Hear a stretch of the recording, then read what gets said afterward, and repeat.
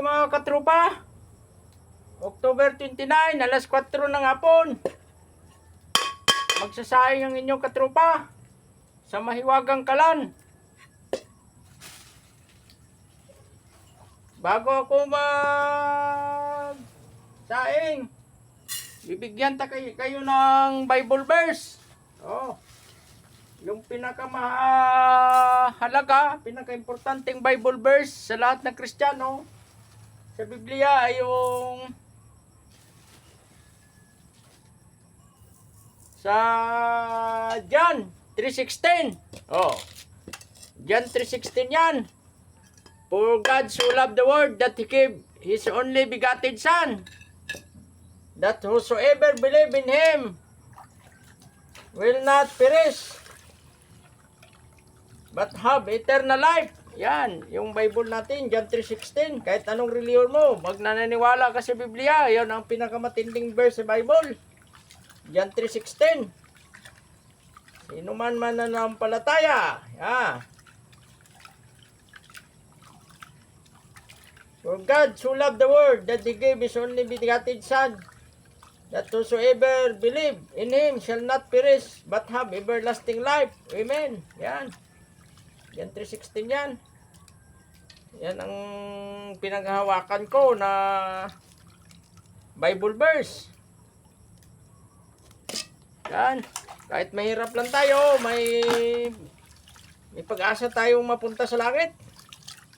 Saka naniwala ako, langit na ako kahit mamatay ako. Masaya ako kasi mayroong pag-asa, may blessed hope ako na mapunta ako sa langit.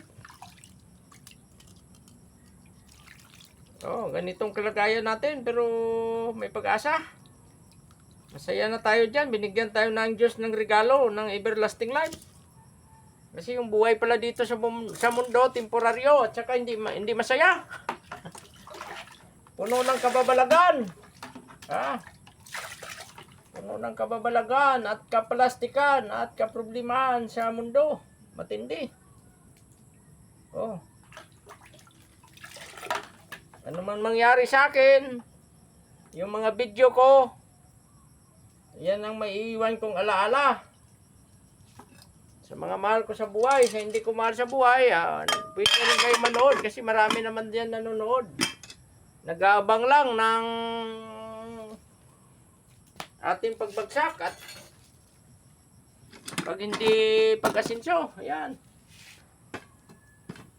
Yan na. Sinalang na natin. Dito rin ako nagiinom. Ito din yung tabo ko.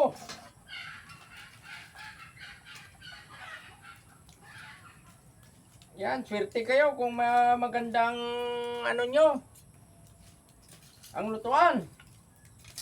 Swerte kayo, pasalamat kayo sa Diyos. Sa akin, ganito lang. Bago ka makatapos ng saing, yung amoy mo puro na usok. Amoy usok na.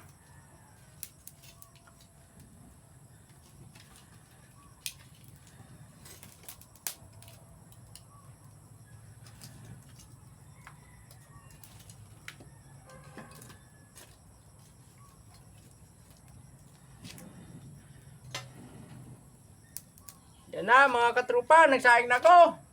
Bye-bye! Susunod na naman na video natin. Pasalamat ako sa inyo. Magkakasahod na tayo sa November 16. Kahit maliit lang, nakakatuwa. Oh, malaking bagay na sa akin yan. Sa katulad naming mga mahirap. Bye-bye! I love you all. God bless!